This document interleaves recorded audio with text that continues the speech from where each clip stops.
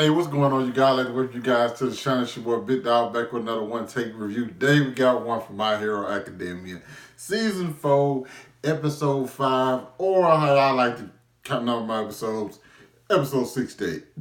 Listen, did not expect to see what we got from Kirishima today, okay? But I have to say I loved it, okay? My boy Red Riot got his name buzzing out here in the streets, okay? Because first of all, Tamaki, well, I guess we should start from like the beginning of the episode, where we see Hado. I think it's Hado. I call it Hado. I pronounce it Hado. But you know, one of the big three at UA, and she's using her quirk, which is spiral. No, they didn't. My boy didn't explain exactly what her quirk does. Just know that it's spiral. And they're taking down a couple of villains. Then you got Rabbit and Froppy there as well, and they're using this.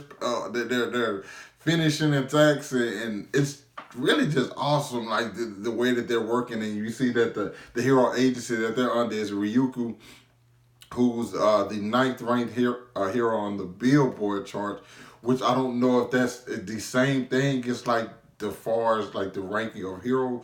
I think, because I've never heard them actually say Billboard charts when they talking about where the hero ranks and stuff. But either way, great seeing them. Also, we got some stuff going on with my boy Overhaul and Shigaraki, okay? Okay, because Shigaraki has this, it's like this arrogance, this entitlement to himself, but also Overhaul is just like this cool dude. Like, yeah, man, we're gonna see what you're talking about. You know, maybe we're gonna work some things out. And for the most part, I didn't think that they would ever get on the same page. It's simply after how the first meeting went. But I think I learned something about Shigaraki. Because Shigaraki, when he was talking, he ended up saying like, hey, well, I need to know what's going on. I need to know your plan before we get on. Also, we not going to be under you. We're going to be equals, and we still going to do our own thing. You need our name, and we need, you know what I'm saying, to grow stronger.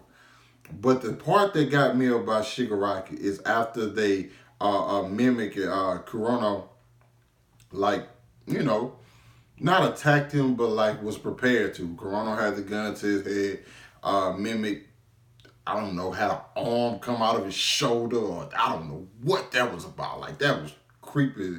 Mimic is also, what is Mimic? Mimic is because I wrote it down, I had to put it down on my phone. Mimic is director, and Kurono is the aide. I don't know necessarily what that means, but I'm pretty sure since this is a criminal organization, they have things organized in certain ways. But like I was saying, the thing that got me about Shigaraki, when that happened, he was like, when they asked him like, who do you think you are? He's like, who do you guys think you are? You just another like useless pawn. Unlike, you know, when he was talking about magnetism, I think it's magnetism. I don't call it magnetism for the sake. He's like, yo, my people and my crew, like, for the most part, they care about. Like, them getting captured, like, means something, or me losing them means something.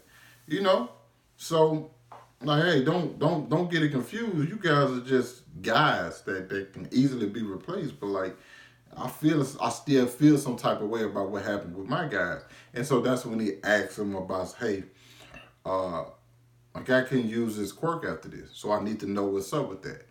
And then we cut to like the very thing, the main point of the episode where we got Fat Gum, Tamaki, and Kirishima patrolling, and they see some guys, they take them out.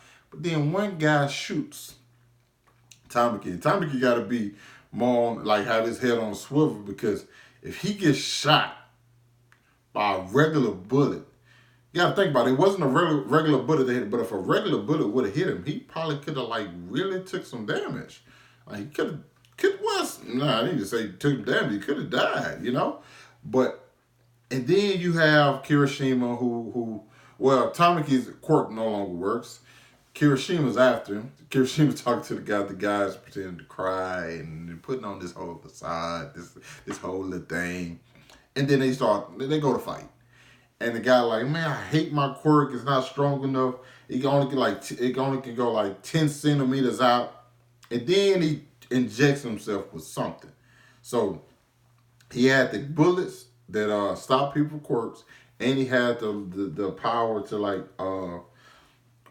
boost his quirk, and it boosted it quite a bit because he went on a freaking rampage.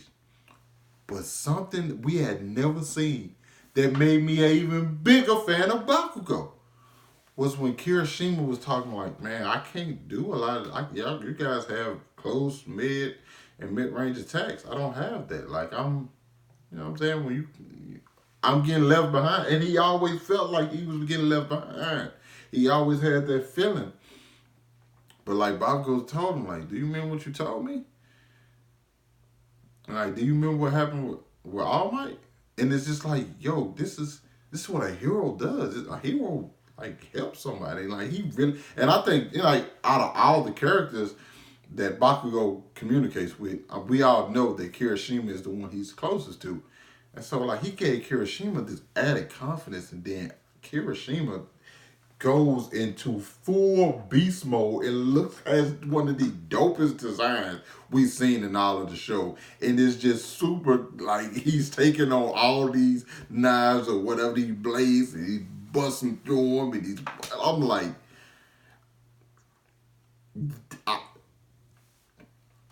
you may can't do everything that everybody else does, but what you able to do it to the best of your abilities, and he showed that. Like I was just excited. I'm like, now don't get me wrong. Me personally, I'm investing. I think every single character on the show, and also because we see some more stuff from Kirishima. Apparently, something happened in his past where he didn't help or didn't.